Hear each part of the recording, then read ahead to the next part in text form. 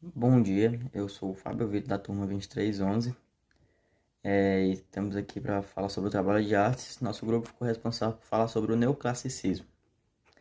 Eu vou falar um pouco sobre o contexto histórico do neoclassicismo. O neoclassicismo é um movimento cultural e artístico que surgiu na Europa no século XVIII e tinha a tendência de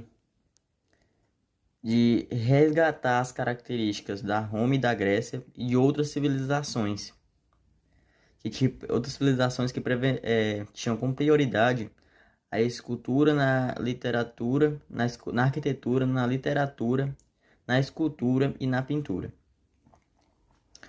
O neoclassicismo fica conectado com o academismo. Ele objetiva a retomada das expressões artísticas mais antigas, consideradas por eles modelos de proporção, clareza e equilíbrio. O movimento contrastava principais a arte do barroco e ao rococó, que tinha características mais rebuscantes e das gerais ornamentais, e que defendiam, entre outras, a necessidade de um esboço, antes mesmo da pintura, antes mesmo que fosse executado antes mesmo da pintura da obra.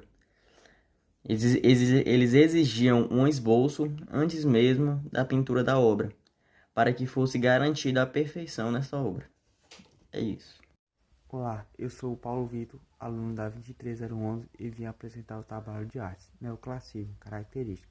As principais características do neoclassismo é o retorno ao passado, é a influência de ideias iluministas, é a foco no racional e deixando o emocional de lado, é a representação de heróis e ser mitológico, é a valorização da simplicidade estética, principalmente nas pinturas.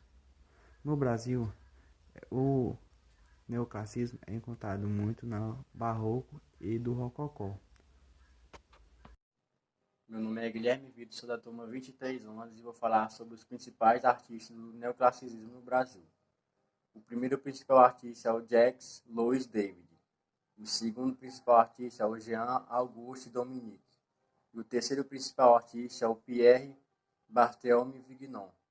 E o quinto principal artista é o Antônio Canova. As principais obras do neoclassicismo.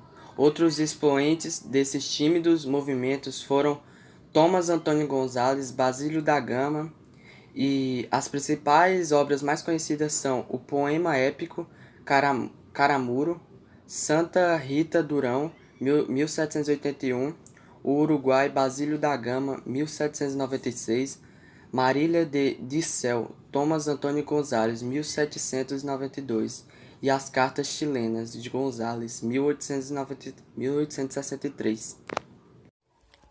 Olá, meu nome é Marcos Carvalho, sou da turma 2311 e hoje eu irei apresentar aqui a influência do movimento para a cultura do Brasil contemporâneo. A cultura brasileira contemporânea, assim como formação étnica do povo brasileiro e vasta, e diversos novos hábitos culturais recebem elementos dos povos indígenas, africanos, espanhóis, portugueses, japoneses, entre diversos outros. Devido à colonização e imigração desses povos que aqui habitavam, a gente habita esses hábitos. Sou Caio Lopes, aluno da 2311 e vou falar um pouco sobre o foco narrativo. O foco narrativo é um elemento primordial dos textos narrativos, uma vez que determina o tipo de narrador de uma narração. Entre outras palavras, o foco narrativo representa a voz do texto, sendo classificado basicamente em três tipos: narrador-personagem, narrador-observador e narrador onisciente. Narrador-personagem. Esse tipo de narrador é um dos personagens da história, protagonista ou coadjuvante. Nesse caso, a história é narrada em primeira pessoa, do singular ou do plural.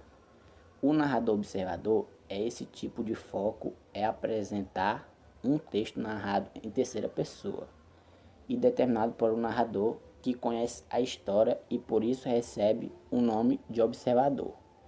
O narrador onisciente, aqui devemos atender o conceito da palavra onisciente. O significado é aquele que sabe de tudo. Dito isso, como foco narrativo. O narrador onisciente é aquele que conhece toda a história. Também possui conhecimento sobre todos os personagens e seus pensamentos, sentimentos, passado, presente e futuro. Pode ser narrada em primeira pessoa quando apresenta pensamentos do personagem, como em terceira pessoa também. Olá, meu nome é Yuri Vital, turma 2311, e hoje eu vou falar aqui do tema do neoclassicismo para o Brasil, a contribuição que o neoclassicismo teve para a cultura do Brasil. Então, a contribuição do neoclassicismo para o Brasil foram todos os seus movimentos, como principais tem a literatura, mas os outros como pintura, dança, música e diversas outras artes.